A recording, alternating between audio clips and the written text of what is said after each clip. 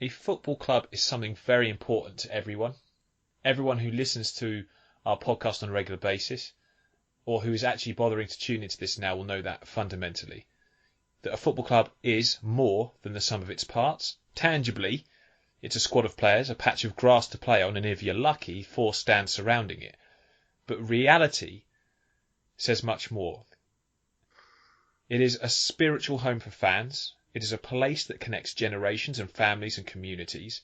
It's often a source of stability in people's lives, a place where they find solace in times of trouble. Football clubs are vital for people, for communities, and in their lives, and they must be protected. Currently, Oldham Athletic are going through, it's fair to say, a bit of a crisis.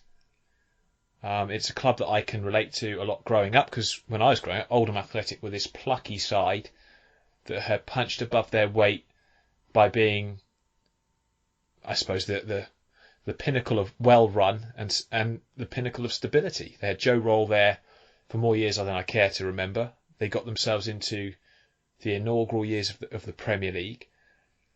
But for the last 20-odd years or so, they have certainly been on a downward spiral, and one that seems to have been accelerating quite alarmingly more recently.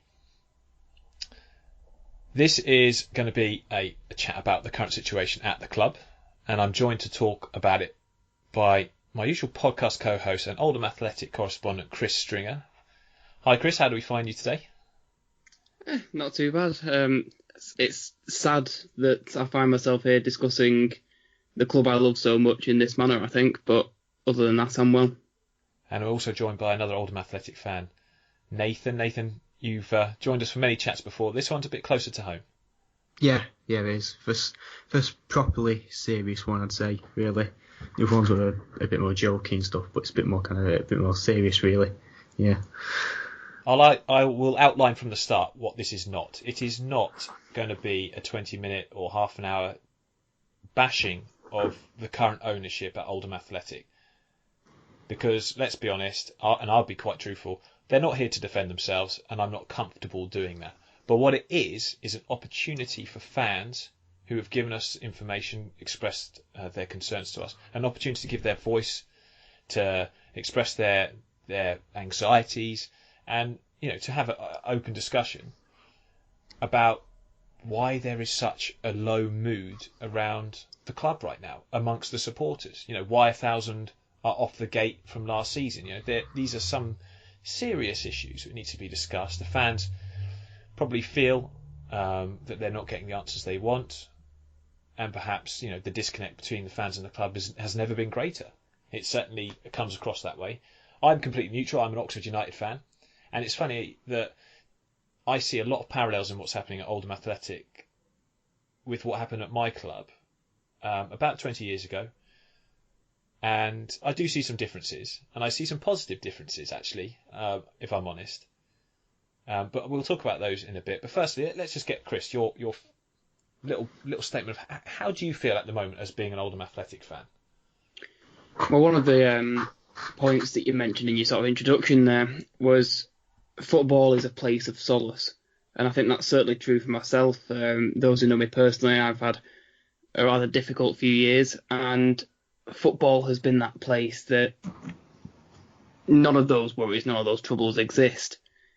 And it feels particularly the last 12 months, there were rumours and concerns before this, but probably around the time of Frankie Bunn leaving, it's felt like that's gone. And it's gradually got worse to the point where it feels a real chore to go to Boundary Park. It's the football quality is not great. The feel around the place isn't the same. The friends that I've been going with since I was 10 or 11, they're no longer going. It's low. It's a low mood, and I don't feel like the club I love is there at the moment. Nathan, would you echo that? What do you feel about the club at this minute in time? I think it's a bit different for Chris. Somebody who's been going a lot longer than me. For me, it's only really been about 2-3 years. So it was a bit of, I've not really seen that much good, really. I mean, I start a bit of backstory about kind of me. I only really started going in early 2017. So, bar the occasional survival from relegation or Wellens' good run, it's been pretty much just kind of, down. And last season was meant to be the sort of the renaissance. The relegation's bad, but there's going to be a promotion. It's going to lift up the club, and that never really happened. It was 10 games in, there was in the playoffs, and it just kind of faded away, really. And it's not very good at the moment, but hopefully we can have a chat about some of the reasons why. Indeed. Well, let's get straight into that, as we don't have that long to do this. So thank you very much for the Oldham fans who did reply to our tweet. We just wanted you to be completely honest and about how you feel. Now, obviously, we don't want this to be full of swearing, so we might change the language somewhat in your tweets, but the actual fundamental point you're making will not be changed at all. I'll behave as well. Yeah, indeed. So, I mean, obviously, the big problem we see at the club at the moment is that you have a new owner who came in January. Was it January 2018, something like that? And since his ownership, there has been, a number of changes to not only the way the club do things, but to how the club is perceivably being run, that has not yet brought any tangibly good results on the pitch. And that, fundamentally, we all want to see our football club do well. And that is certainly not the case, because at the time of producing this, you're fourth from bottom in the fourth division. Realistically, I mean, I don't even remember the last time Oldham were in the fourth division. 60s, I think. Yeah, long time ago, before I was even into football. When, like I said, when I was growing up, you were in division, what is now the Championship. So, crazy to think that how far you have fallen. But Bradley Knowles, Oldham fan. Let's get through these tweets. So, he said it's very concerning. He believes you have owners who are not being honest. He said the sporting director is being pictured on the bench. The squad, barring Silla, Mislu, and Hamer, are very poor. No forwards, but they all think they're doing a good job. He said I could go on for a while, and I think I get a lot of this from Oldham fans. That there's a lot they could say. Obviously, it's very difficult in the number of characters you get to say in a tweet exactly what you're feeling. But I think he's got a point, isn't it? I mean, let's talk firstly. The big problem that everyone has been bringing up is recruitment. You have at the moment a sporting director in Mohamed Lemzagan, who's the brother of Abdullah, who in the fans forum recently thinks he's doing a good job. But if you're doing a good job in recruitment, you'd be doing well on the pitch. And Chris, you're not doing well on the pitch, and the players don't look much. That's the thing. That's exactly it. I mean, there's some players that you get in that you can see clearly have technical ability. What I don't see at times is a desire to play for the shirt, play for the team even. Mohamed Mahouch is possibly one of the prime examples of that. He's clearly a very technically gifted player, but his attitude stinks. It completely stinks. And that's what really gets to me, and he's not alone in that. And you look at the players that have been brought in, some of them have turned out pretty well. So you've got the likes of Missalu, who was one of the players brought in from abroad that's fit into the mould of League Two football really well, and League One football for that matter. He could play higher, I reckon. Yeah, he absolutely could. But there's so many players that don't have his grit and determination that have been brought in, and it feels more so than it has in the past. Mohamed did make the argument, you don't always get it right in recruitment, and that's certainly true. We've had our fair share of poor players over the years, but it feels like a greater percentage are failing, not only in quality but in desire. From where I see it, I reckon that these guys have come in and they are trying to bring in a recruitment model that you see in quite a lot of European football clubs, but I've watched lower league football all my life, and it doesn't work in lower league football. If Oldham fans aren't aware of the illustrious history of Oxford United, I can tell you there was a time when we were taken, we had as manager Ramon Diaz, who played, he's an Argentinian player who played for the likes of Inter Milan. I think he even managed them as well. He was brought in as manager. by our owner Firoz Kassam, who was a foreign owner, who came in, buying the club, telling us that he wanted to take us back to the Championship, wanted to grow us, very similar, very much a parallel to what you're seeing at Oldham. And we brought in a few Argentinian players in the 4th division. And it didn't work out. It really didn't work out at all. And I see that in the recruitment model you guys are taking. What I would say is I think they've realised, and I hope this is true, that they're not going to get anywhere unless they adapt their recruitment model somewhat. And a lot of credit, I think, has to go to them for one move they've made, and that's bringing in Dino Marmia, because I wouldn't be surprised, I was saying this to you just before we started recording, I wouldn't be surprised at all if you see in January, and this will be quite a big window, I think, to prove that they're listening to fans' concerns, that they bring in some EFL experienced players. Nathan, would you want to see that? Would that be something that would maybe allay some of your fears that they're listening to fans? I think it's not so much about obviously being foreign, it's about the sort of adapting to it. So someone like Nefe Machino, who had the whole 17, 18, 18, 19, you would say probably now after 2 full seasons of playing, having played probably 70, 80 league games in total, whatever, he's probably fully adapted to sort of like English football. So you probably wouldn't even call him like a foreign player, if you get what I'm saying, in the same way that you might say Sefel or Vera is with very little experience, So I think. Was he immediate success, do you think? From what I remember, he did well when he was the only player of Abdallah's bunch, if you want to call it, who Sheridan actually picked. Then Sheridan left, and Wellens picked a couple more, and but I think he did well when he first started. He did really well last season. Okay, it was a drop down a division, but he did really well. It's obviously I think some of there were gaps in the team, and not just because of the foreign players, but some of the the English players as well. Possibly you could say were underperforming.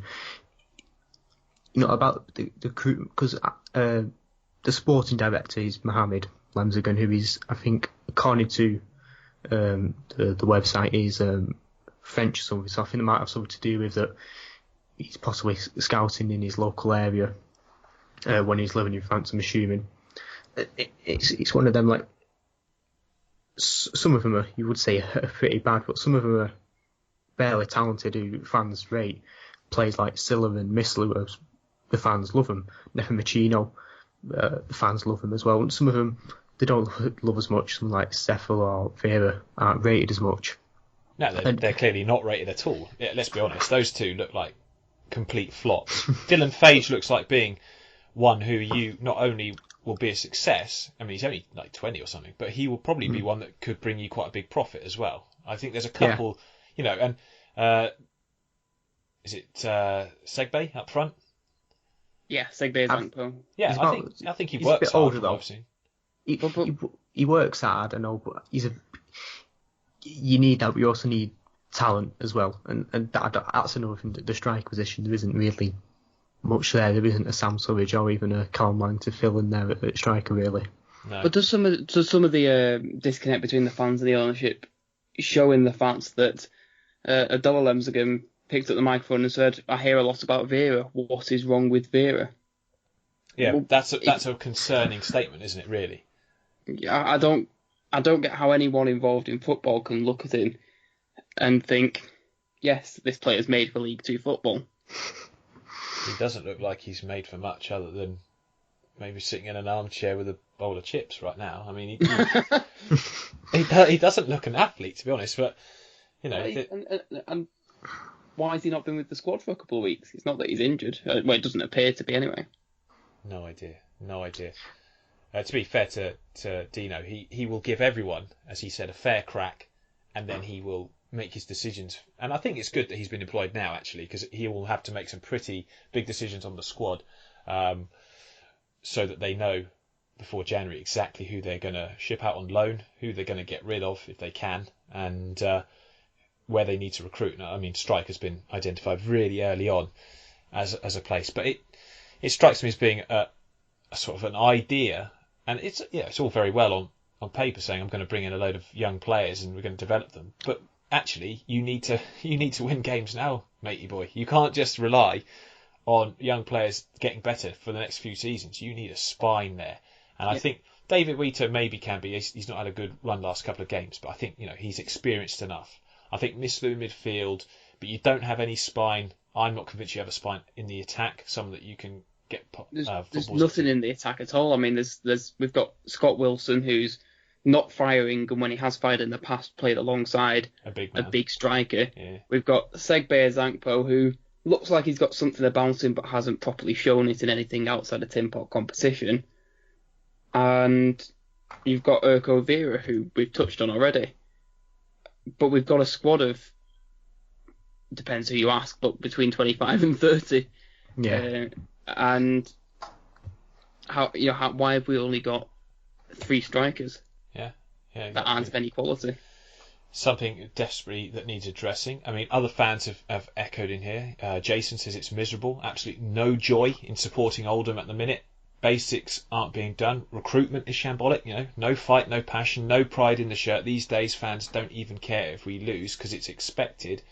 All love, all passion for the club has long gone. Funnily enough, a Bolton fan said, know exactly how you feel, but stay positive. Things will pick up eventually. As an Oxford fan, I can tell you it does. I mean, Oxford actually went into non-league football before things did eventually turn around. But it did, I'll be honest, it did take a change of ownership to do it.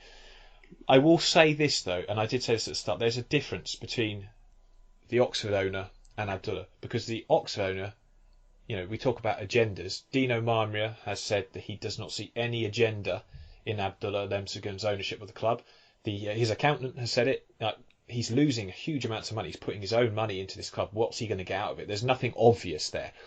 In Oxford's case, there was something clearly obvious, and that was the ownership of our old stadium, the planning permission to build businesses and stuff around Oxford and Oxfordshire, which he got permission for because he owned the club. So there's definitely a difference. There was a clear agenda perhaps on the Oxford side. I don't see it at the moment in Oldham. It doesn't mean everything is perfect at all. We don't know is the truth. I'm very open-minded about this.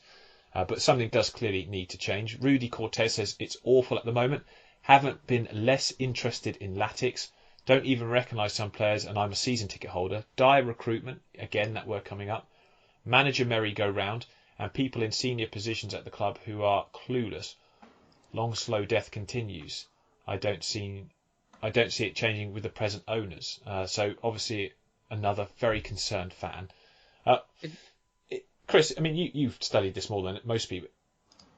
It's not just since Abdullah's been here, though, has it, that Oldham have had problems? It has been a long, slow decline. And actually, a lot of the issues where the club have had land removed from that they owned from their ownership have happened before he came. The North Stand not being owned by the club and the ground not being owned by the club, that was before Abdullah came. So it almost looks like the club was asset stripped in the previous regimes.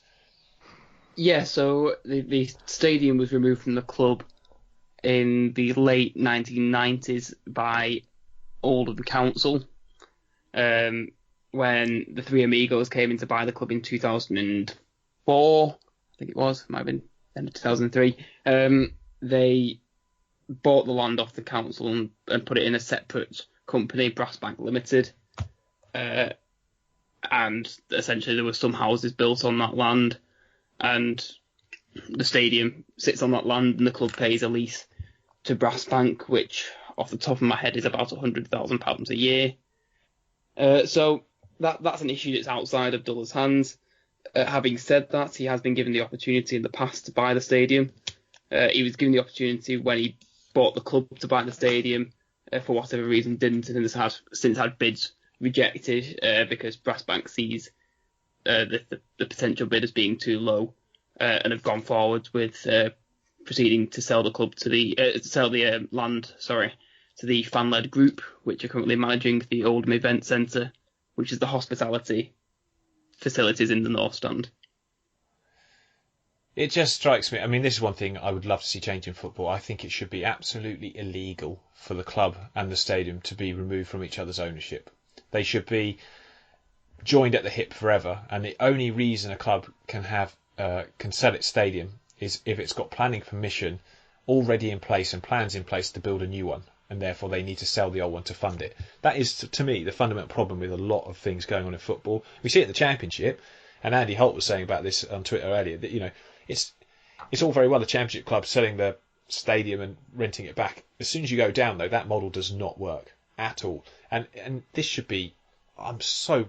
as an Oxford fan, we don't own our stadium. You say you pay £100,000 rent a year at Oldham. It's about £500,000 or more at Oxford a year. Yeah, it was significantly more under the previous lease with Brass Bank, and even more when it was owned by Oldham Council. That's what I mean. And this is money that the club are paying out for an asset they should own. Yeah, It's outrageous. And this is not just Oldham. This is fundamental to football, and I think it should change. Aaron, another Oldham fan, tweeted us saying, "It seems to be one thing after the other." This is something that I think you would all agree with. It just seems to be a spiral, doesn't it? One thing after the other. If it's not a manager going, it's another problem with players. It's another defeat. It does seem like that. He says you're always going to have people who will support him. I think he means the owner. But when he feels the owner's dishonest, he said trust is consistently broken. It's not a good feeling. Having that kind of atmosphere around the club is really depressing. He said, not corny, put the nail in the coffin. Abdullah hammered it in. Seems a bit dodgy amount of staff and players and background staff going. One thing I would say that doesn't get mentioned, and it was mentioned at the forum, Abdullah, Chris, you know this, was it $7 million he paid for the club? No, it's never been disclosed how much he paid for the club. $7 million is the price of the stadium, but he's put several million into the club. Yeah, exactly. So he's put a lot of money in. And I would say that in most businesses that aren't football related, when someone comes in, they do often make a lot of changes and want to have their trusted people around them. It's his money, and he is entitled to do this. Whether or not he's done it in the right way is a completely different thing, and I have to say that's questionable.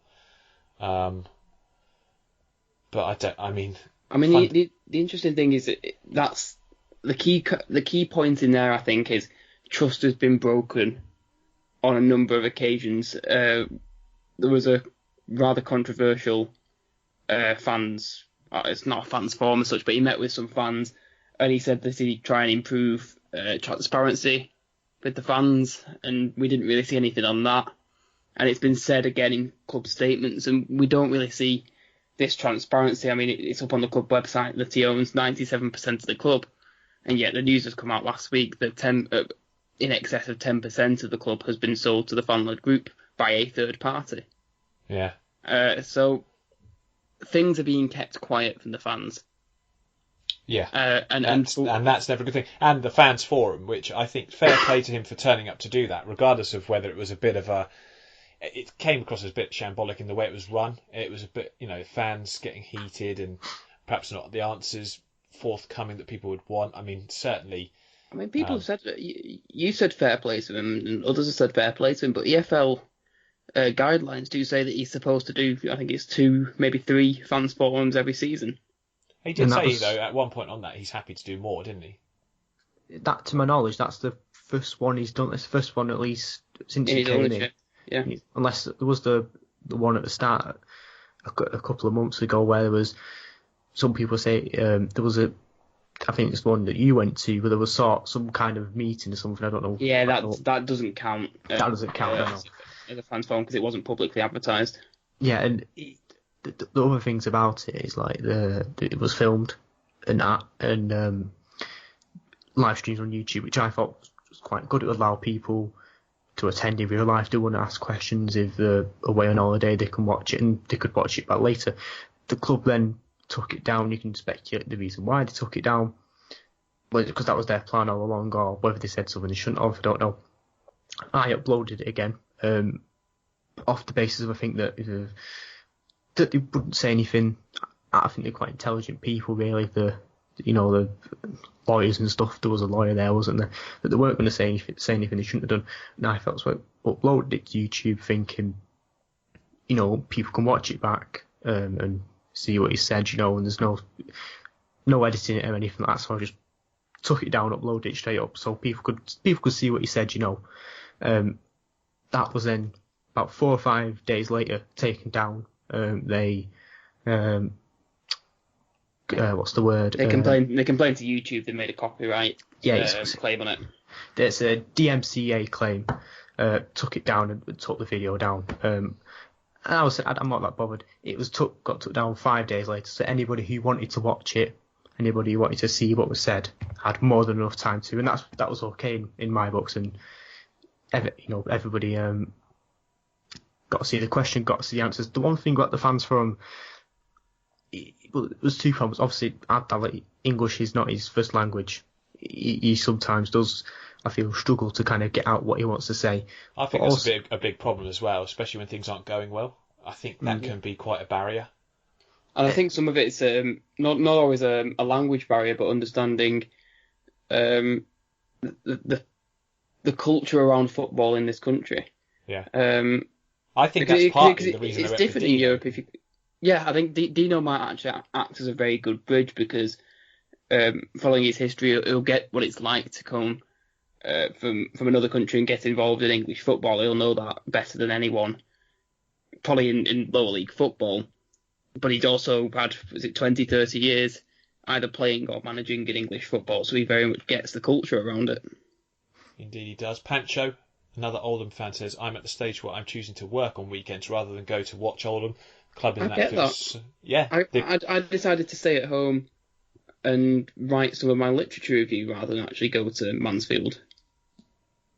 Yeah, I think you probably made... Well, actually, the fans seem to have a good time, and that's a huge... Your fans, I have to say, a massive credit to your club, because not many clubs take between 10 and 20% of home support on away trips with them. And I've been in a couple of Oldham away crowds, I have to say, thoroughly enjoyed it. Great atmosphere, great people, great family feel. Like, you get there's a community there. I think I was down at Maidstone in the FA Cup when you beat them 2-0.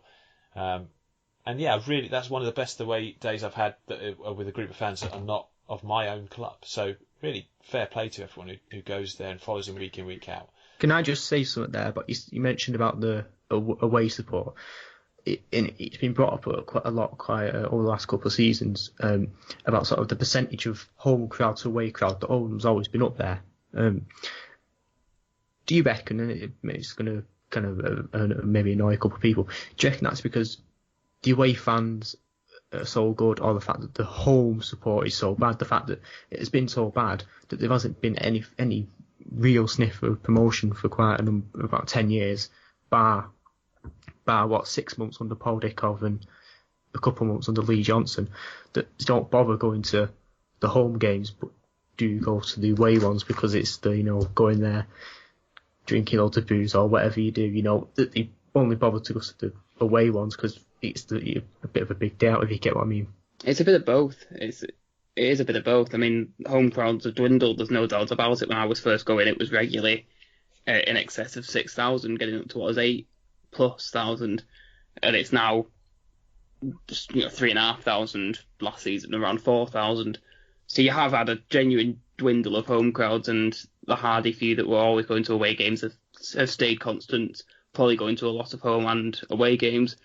You got a lot of people that only went to away games, some of it financial, some of it because they didn't like the previous ownership, and many of them dislike the current ownership even more, so they won't go to home games. So it's a combination of both. We've got good away support, no doubt, and it's made to look better by the fact that our home crowds are so poor. I think the worry as well is that you were saying that the crowds were much higher. Marais was saying that when he was here about 8 years ago, the crowds were, what was it, like 5,000-6,000 or something. I think he said 7,000, which I'm sorry is a load of rubbish. It was 4 and a bit thousand, maybe 5. But we've seen the kind of decline, and sort of I worry that even if stuff does get sorted, you think about since maybe 15 years ago or 20 years ago, that Man City they've been taken over and have gone up and become a much bigger club in terms of pulling fans in. More successful, certainly. They always had good crowds, Man City. Yeah, more successful in terms of pulling people in. FC United Manchester is a thing, based sort of near Oldham. Salford City, they've risen. I don't think FC United of Manchester do much in the way of taking. The big competitor for Oldham crowds is Manchester City.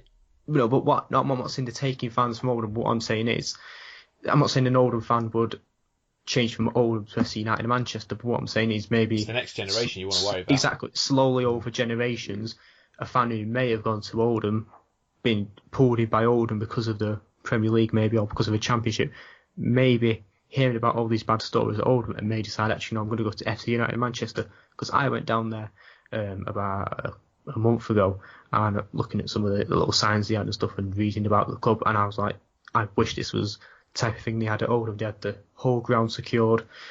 They have the kind of thing they have at the club is that you pay a membership fee, I think, of £10 or £15 a year, and you get to vote on how the club is run. They've got like 1,500 members and stuff like that, and it's like the way the club is run would be brilliant. Like you were saying about regulations of how clubs should be run, that would be amazing if the whole club was, the whole football league was like that. Yeah, I'm not sure it would work financially, because I think, when you go up into the next, there's a level where you get to where that becomes very difficult. To an extent, in terms of fan representation, I'm not saying that. Oh, I think every club should involve their fans a lot more. I'm not saying that Gary should be, running Man United, but some kind of fans' voice to kind of just so they can't be shut out and ignored and I think that's fundamentally massive part. I mean, the problem with the Premier League money, and it's filtered through all football really, is that clubs no longer at that level. It wouldn't make a huge difference to them if fans didn't turn up financially, because they get so much money elsewhere. But back to the tweets, Patrick Harwood said, Dino speaks well like every other manager we've had in the last 15 years. I'm convinced he's in on it with these guys.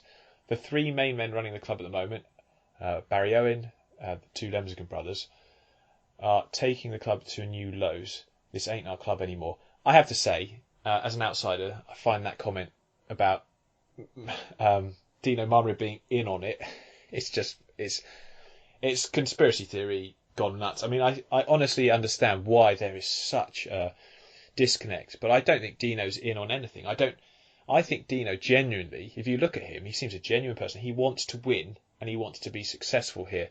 I think you'll see he's already said he'll try and influence the decisions that get made, and I wouldn't be surprised if his appointment, I hope it's true, turns out to be a very good one, that changes the way the owners currently do a lot of things, because I think they know they've made mistakes, and they need to improve. I don't know what you guys think of that, but I don't think Dino can be accused of being in on anything. I'm not convinced. I think some of this has come out on his comments praising the owner, but at the end of the day, whatever he thinks of the owner, you're not going to go around in the first couple of weeks of your job and slag off your employer, are you? No, I do believe him when he says they don't have an agenda, because I can't really see it. You don't buy a fourth division club if you've got an agenda where you want to either make money. There's nothing they can do regarding asset stripping, because there's nothing to take off the club. I mean, it's all gone. I think they probably want to have the prestige of getting a football club, back to being maybe somewhere closer to where they feel it should be, or its historical success. However, I think they've just got to pay it really badly. I think there's something in that, definitely. I mean, there's lots of speculation you get out there that something else is going on behind the scenes. I think the fact of the matter is that they've come into English football and completely underestimated what it takes to actually run a football club in this country. They're not the only ones to have done that as well, and that's important to remember. This is not it feels like it's own fans. I think it's not an isolated incident at all. Peter Taylor, who's a Bury fan, says, I've been very concerned with the direction the club have been going in. Some powers to what happened at Bury. Feels like they've been on a slide on and off the pitch for years, predating but accelerated by the Lemsgrens. And I think the fact it's been accelerated by the Lemsgrens is they've come in. Simon Corney knew how to run a club and keep it ticking over because he'd been doing it for a long time. I think Abdullah is learning that the hard way and is having to learn it very, very quickly. Before we say anything else, we've got a video to play, so we're going to cut that in now. Adam Millington giving us his views on how he feels to be an Oldham fan right now.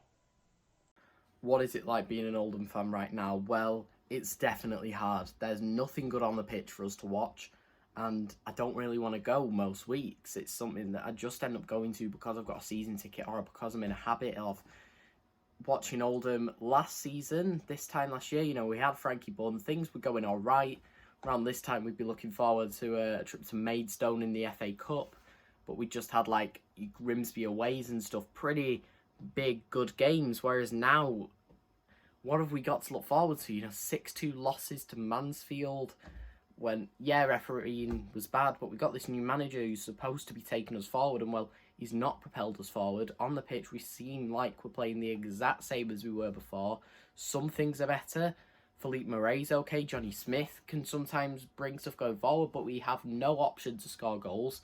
And I actually think that if Bury hadn't gone as a football club and been expelled from a football league, then we'd be talking this year about Oldham in a relegation battle for trying to get 22nd place in League 2, because this year it looks like we might finish in those lower sides, and the fact is that relegation could have been a possibility for us, and this season it is, but not as much of a level, and I don't like it being an Oldham fan, to be fair. I don't look forward to going down to Boundary Park every week anymore, which is something that I don't feel like I've said ever in the past, but now, no, I don't look forward to it at all. Away games are the only thing that I kind of look forward to, and that's not because of the football, that's because of the fans that you're with, and that's the only thing which really keeps most Oldham fans going, I'd say. It's not fun, we're not playing well, there's nothing really good going on, even with the off-field issues, everything on the pitch is bad, and it just doesn't look positive for us. I know I'm a classic pessimistic Oldham fan, I'm trying not to blame everything on the possible off-the-field issues, because I'm not 100% sure if there are and what exactly I can say, but it's not good, is it? And I hope that it can only improve for us this year, that we can maybe get something. But last year, we're on the edge of the playoffs. Where are we now? Lower echelons of League 2. That's not really where people would expect a Premier League founding member to be. And we'll come back to a tweet that I think we can all engage in. Maybe end it here. There's so much more, I'm sure, that we could talk about, but I'm looking at the time and thinking we're getting a bit short. But Bailey Howe has asked this, and I think this is fundamentally probably one of the most important questions that Oldham fans will all have an opinion on. Do you see a future with Lemseggen at Oldham? We don't have good enough players, and the disconnect between the club and fans is awful. I'll start, Chris, with you on that. It's a very tough one to answer, but my heart says I don't think we do. I think too much damage has been done between the fans and the club that I don't think even the modest success that we might see could repair. Now, if we seriously see changes in recruitment and we seriously start to compete at the right end of the table and possibly even were to win promotion, we might reevaluate that question. But I still think there'd be plenty that would want to stay away from the club because it doesn't feel like our club anymore. So why doesn't it feel like your club? I think the reason you say it doesn't feel like your club is because of what we've discussed about with recruitment. It's not entirely recruitment, no. It's not something that I can't necessarily quantify isn't right. Because at the end of the day, I've been watching for a long time now, and I've never seen any success outside of a couple of upsets in the FA Cup. We've played with some god-awful players. It's never felt like this, though. I've never felt such disconnect going down to Boundary Park, and I don't see that changing under the current ownership. Let's hope. Well, I hope you're wrong, because I want to see Oldham do well. Do you think the appointment of Dino Marmria could be the start of a change? Maybe. I mean, he genuinely excites me. I liked him, and I said on the podcast I liked him when he was at Stevenage. And he's clearly a passionate guy, and he's got some big ideas. So maybe he can be a real positive move for change. But with the way, I said that when Frankie Bunn came in, and he got shafted. So we'll see what happens with Dino. We shall see indeed. Nathan, your thoughts? Do you see a future at the club with Lemseggen? I think you talk about his own money, put his own money in. I think I think often things get said about where the club should be. I question where is that? I mean, you think about football generally, within rule of thumb in football, the more money you have, the better you do. And obviously that depends on how the chairman sort of gets a good manager and how the manager does it, and that fluctuates obviously.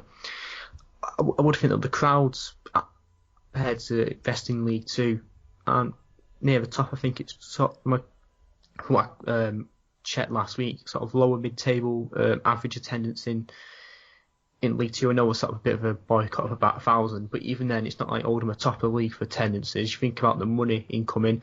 There was a supposed £500,000 that could have been made from the North Stand a year. I think I was quoted that. That's what the fan-led group said, yeah. That's what the fan-led group is saying. So that money really should be going, in an ideal situation, should be going to the club. It isn't. So the club's not making any sort of outside money. Abdal's having to, let's say, put his own money in. So where the club should be at, I think fans they've seen the Premier League, they've seen what is now a Championship, they've seen all these things, and they're thinking, not that we should be back there, we deserve to be back there, but I think some of them want to be back there, and I can't blame them. I'd question, where is Oldham's level? Is it mid-table? I think the size of the club and the history says that we should be top half of League One. But being in the Premier League 20 years ago doesn't really get you anywhere. If the fans are still there, if it was 6,000 or 7,000 fans, then maybe that would be. But sadly, mate, being good 30 years ago doesn't get you anywhere. Look at Oxford. Oxford were in the top division in the late 80s. I mean, we went all the way out of the Football League for 4 years, you know, and we got back via the playoffs. But I mean, and I fear that might happen at Oldham. Well, I get you. I hope it doesn't. But I get your point. That there isn't. It's money. I think last season, if there'd been a promotion last season, had there been a good feel-good factor, had it, whether it been Frankie Bunnard, it been Pete Wild or Paul Scholes or whoever, that this season would have been League One had there been a promotion. Would have perhaps kept Lang, maybe kept Sturridge, probably not, but he maybe got a bit lucky. Would have kept some of these players, and perhaps instead of it being 1,000 down on the gates, it could be 1,000 up, because that would have been. You got to remember, and if you're not an Oldham fan, you might not be realising this. Last bit of success was 1991, the promotion, winning what is now a Championship. All there's been, really, I think going forward through that is what there was Ian Dowie 2003, bit of promotion. I think around about then, I'm guessing a bit. Yeah, there's playoffs in 2003 and then the playoffs in 2007. There's not really much. There's never really been much. There's the occasional FA Cup game, but nothing that would keep, drag someone in. And that's what we're seeing. There's nothing that what the club really needs is a big promotion season to get a generation of fans in, because it's not what we're seeing. And I feel like that we might just get. I can't, with it being two relegations down to National League, I can't really see the club going down because of that. But I worry that there will just be, another maybe 4 or 5 years kind of lingering in the middle to bottom half of League Two, not really going anywhere. It's kind of what you did in League One, wasn't it? You had several lower half finishes in League One, and then eventually it caught up with you, and you got relegated. I hope that doesn't happen to you at all. I mean, what I would say is, if the big thing you need is stability in the dugout. I mean, first and foremost, stop getting rid of managers. Give Dino a chance. I think there needs to be a very strict ruling about Mohamed Emsing. I mean, he may not realise it. It may be a different football culture, but if he sits on the bench, it looks bad, and he's making a rod for his own back there. That needs to stop, regardless of if he's interfering or not. I personally don't think he's interfering in picking the team. Javaro Nepomukino made it clear that Benid was picking the team. The fact that Abdullah backed Benid to get rid of one of his favourite players because Javaro Nepomukino had a falling out with Laurent Benid shows that Abdullah does back his managers. That's evidence. The fact that Abdullah sold George Edmondson with a very heavily weighted future benefit to Oldham Athletic suggests that he's seeing this as a long-term thing. I think it's a positive. but he needs to understand the culture of English football. He needs to understand where he's made mistakes, and he needs to stick by Dino Marmia and listen to a man who clearly, I think, could unite this fan base back behind the team and quite possibly get some good results. And I think that if that can happen, then maybe there's hope. But if he doesn't learn from his mistakes, then you're treading very, very thin ice, to be quite honest. Yeah, I think that's right. I would question how much, though, he backed his manager when he self-proclaimed that he sacked Frankie Bull because we lost 6-0. Well, what we understand from comments made by crew manager David Artell was actually, I don't think they were seeing eye to eye for quite some time, and it looked like the writing was on the wall well before that. And it's all very well being convenient to blame it on a 6-1 defeat or whatever it was, but I don't think that was the fundamental reason there. But going forward, they've picked Dino Marmia. They've actually made the decision to sack Lauren Benede, who they brought in themselves, and bring Dino Marmia into the club. They were very interested in him while he was still at Stevenage, of course. Yeah, he talked with the club in the summer. Yeah, so let's see if they back him. Let's see if they learn their mistakes in January. If they don't, you can't blame the fans. But I think I would say give him a little bit longer. I'm an outsider here. I really don't like seeing a club like Oldham, who I watched in the Premier League when I was a kid. I don't like seeing them on hard times at all. My good friends who are on this podcast with me, I don't want to see their club struggle. But as an Oxford fan, I've seen it at my team, and things do get better. And as long as Abdullah's true to his word and keeps investing and keeps trying to build this club sensibly, there is a possibility that he could do that. But we'll have to wait and see. Be interested to get your opinions on this. You can reply to the YouTube channel in the comments below, or you can come at us on Twitter and let us know your thoughts. Chris, thank you very much for joining me to have a chat about your beloved club. Yeah, it's been therapeutic. And Nathan as well. Some very valid points, thanks. Mate. Thanks for joining us. Yeah. Brilliant. And I hope you enjoyed this. And we'll be back for a few more chats, hopefully in more cheerful circumstances in the future. Catch you guys later.